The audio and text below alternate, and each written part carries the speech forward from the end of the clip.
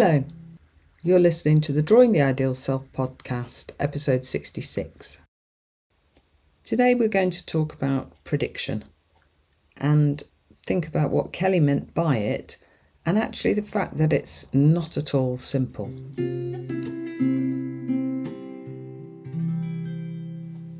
As you will know if you've been listening to this podcast for some time, a person's construing will help them to predict events and to be able to anticipate how that event may go. And their anticipation is all wrapped up in their construing. I was rereading this part of Kelly's A Theory of Personality, the Psychology of Personal Constructs. If you want to buy a short book about the theory, this is the book to get. I guess it's not that cheap at the moment, but it's available perhaps second hand, and it gives a very short account compared with the 2 volumes of his original work that summarises what he means by his theory. So let's just remind ourselves what a construct is. And what Kelly said is a construct is a way of making an interpretation that is personal about experiences. So constructs arise during life, and the more experiences we have, the more experiences we will construe. Those constructs need to be organised in some kind of way, because otherwise we've got too many of them, and we will decide, not in an obvious way, but it will arise that we have decided that some are more important than others. These most important constructs are called core constructs, and they usually include our construing of family, of religious views, of the meaning of life, of what makes people happy, that kind of thing. So the really kind of higher order things that we need to think about in life. And actually, day to day, we may not notice that we're using those, but we do all of the time, because those constructs, each of them can be elaborated into other things. So we can work out that if we think family is really important, that means that we go and visit our grandparents. We don't notice that when we're going to visit our grandparents necessarily, but we might notice it when we've got a conflict. So we've got a lot of things to do and we haven't visited our grandparents, and we make the choice to visit them. So then we can see that what we've referred back to is what matters most. So we use our constructs to help us anticipate experiences. We base them on our past experiences, and we use them to anticipate our future. In this chapter, Kelly uses the example of a navigator when he's thinking about prediction. So he says, a navigator has never been to the North Pole, may yet know its coordinates so well that he can predict the event of his arrival there. In a sense, he does not conjure up the event itself, but rather its properties.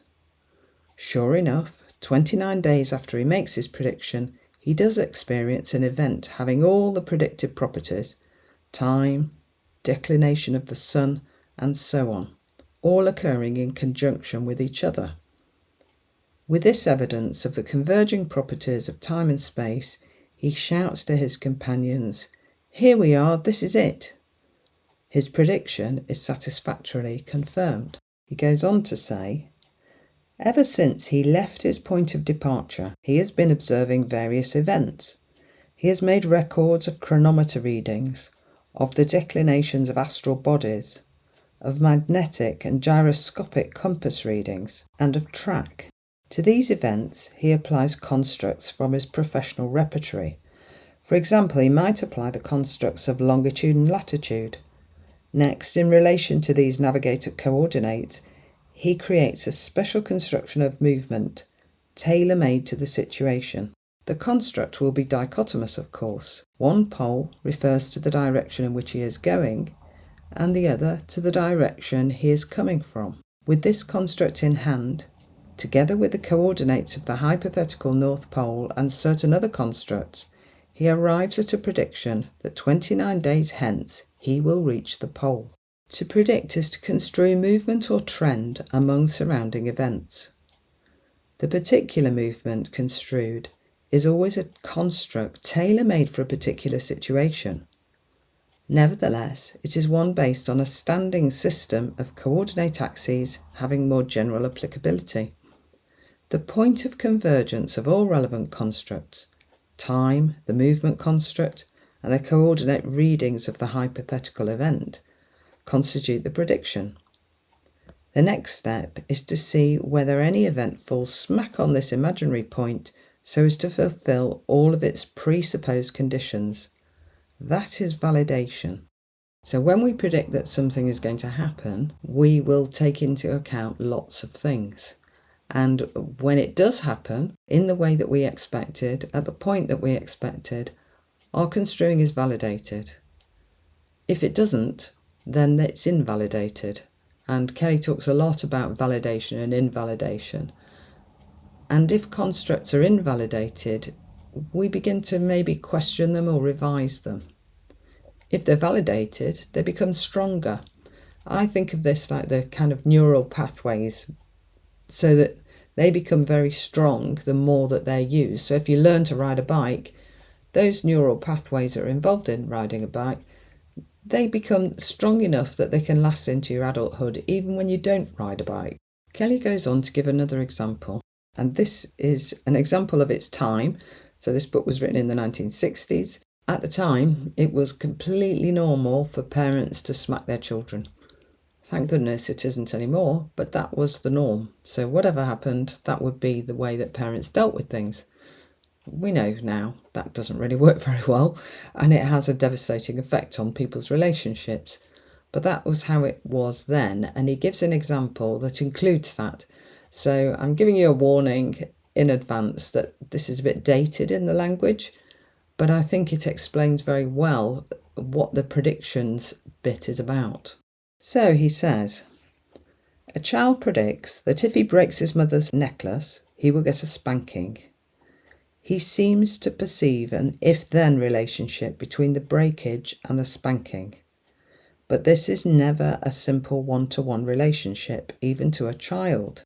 To predict the spanking, it is necessary for him to construe a considerable variety of events. His mother's disposition and mood, the value she places on the necklace, his own part in the breakage, the discovery of his act, a previous spanking or two, and the circumstances which surrounded the previous spankings. From these, he abstracts a trend. At one pole of his trend constructs are those events which lead away from a spanking. At the other are those which lead towards it. The events now confronting him look like those which lead toward the spanking. The child's construction does not have the mathematical qualities of the navigators, but the process is basically identical.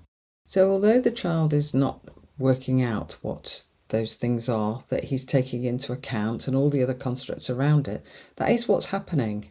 And children as adults can predict events, and they will act according to their predictions. So for this child, he might choose to run away if he breaks a necklace. He might choose to hide it. He might anticipate that actually nobody's going to be bothered because his mum's in a really good mood today. That will affect how he responds to the experience. Kelly goes on to say, since a prediction is based on bipolar constructs, it tends to have an if-then but not quality. To have solid meaning, the prediction must make a clean distinction between what will occur and what will not occur. This is what we mean by a differential prediction. The child in our illustration predicted that he would get a spanking, but in doing so, he also ruled out the opposite trend as a likelihood in his case.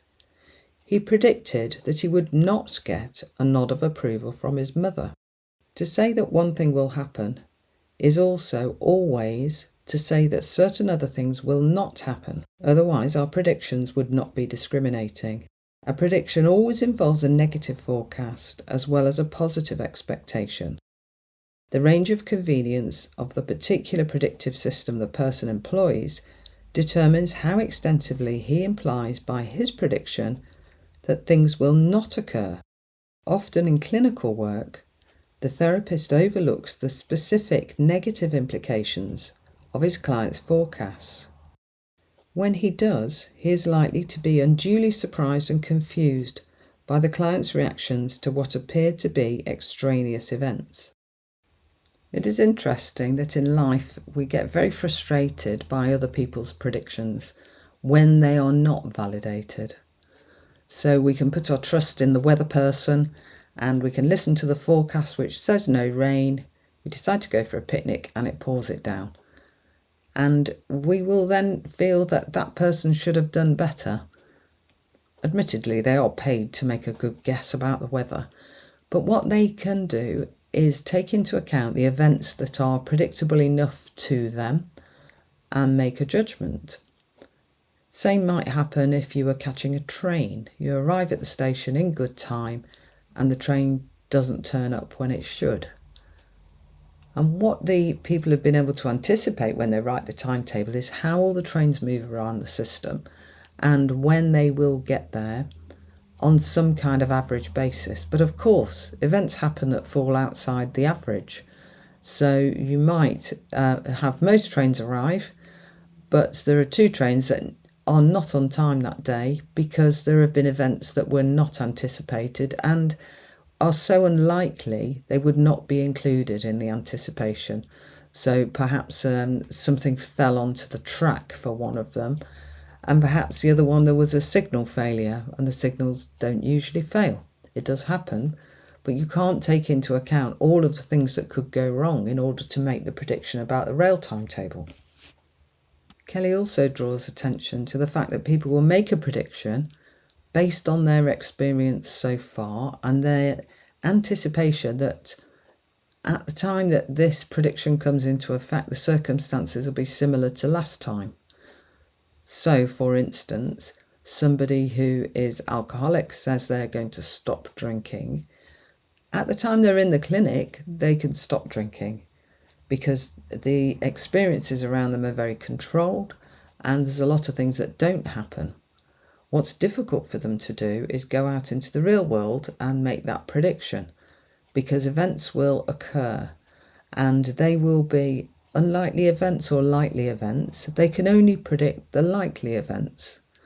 What they can't say is, will I have a drink if I find out my aged mother is in hospital and dying? At the time they're in the clinic, they maybe think they would be able to do that. In the real world situation, there are all kinds of other things that come into play with that. There's the stress of a situation, and it can be quite hard to recall exactly the stress because a lot of it is physical. There's the anticipation of what's going to happen now, how are people going to respond to that death, what's expected, what's normal when people die. It might be normal to go to the pub and have a drink. It doesn't mean that that person can manage that situation, but they may have every intention of keeping away from drink and find that life throws things at them that they didn't anticipate. I think this can be a particular issue when people are working with children and young people, especially in school situations. So a child might get into trouble with the teacher for having a fight at lunchtime. The teacher has a talk with them, works out as far as they know why it happens, and then says, well, I tell you what, tomorrow you go to a different area of the playground where those other children don't play and things should be okay. The child might anticipate that that'll be much better.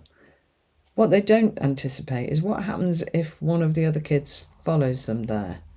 They didn't think about that at the time, and that was an event that was outside their predictions. So what people will do then is fall back on their usual way of handling a situation. When we're working with people, we need to be able to help them to work out what are the things that they will take into account when they make a reasonable guess about whether they'll be able to handle a situation. The more detail we can go into there, the better. I'm not sure that motivation really comes into it. I quite like Ross Green, who is a child psychologist. I like his expectation of children is that kids do well if they can.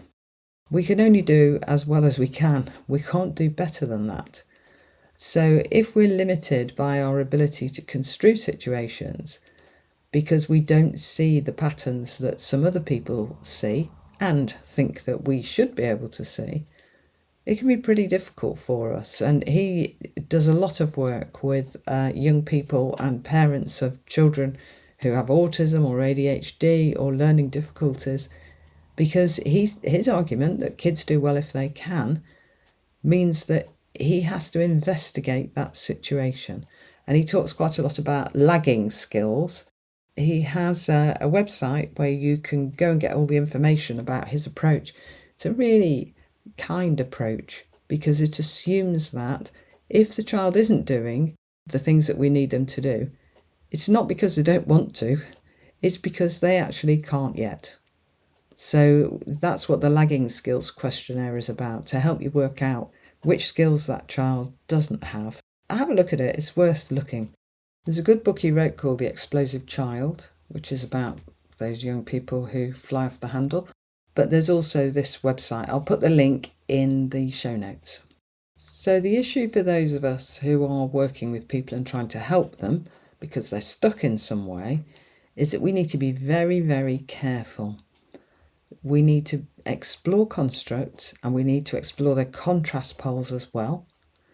We need to help people to anticipate experiences, and when they don't go according to what that person thought, i.e. their experience has been an invalidating one, we need to really explore what it was that they didn't take into account the first time, because there'll be something that happened that they didn't anticipate and therefore weren't ready to handle. I think that's really important so that it applies to any age. It doesn't matter who you're working with. It doesn't matter what their ability is. What they're trying to do is get through life by making sense of their experiences. And we can assume that what people say they're going to do and what they know about the circumstance might not be full enough for them to handle those situations. So you might work with somebody who's got agoraphobia and they don't go out at all. In the expectations about going out, they might be able to tell you what's going to happen if they go out, and you can work with them on that. But also, when they do go out, the variables are completely changed. Things can happen that are not planned for. So you might need a plan that is for unexpected events. I worked with a parent once whose way of dealing with her child who had autism, when they went to town, he found it very, very difficult. And they always had to go to the same shops in the same order every day, except that once a month it would be Mum's Mystery Tour Day. And on Mum's Mystery Tour, he didn't know where they were going, but the fact it had a predictable pattern in that it would be a certain day, it would be a certain amount of time, and it would be that he knew he wouldn't know, made it okay for him to do it.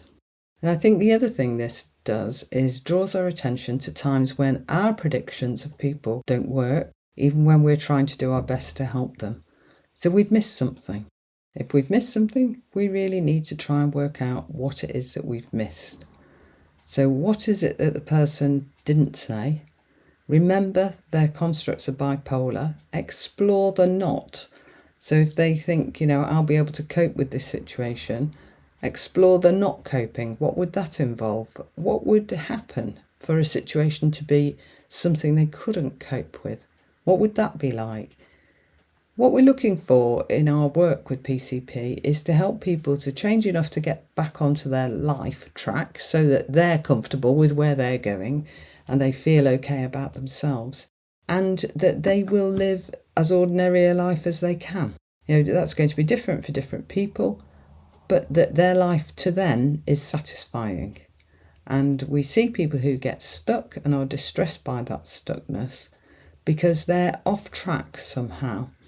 So what we're trying to do is help people to be able to, in the end, independently anticipate through knowing themselves a bit more. So we're trying to increase their self-awareness and also to give them maybe some strategies for how they can handle things.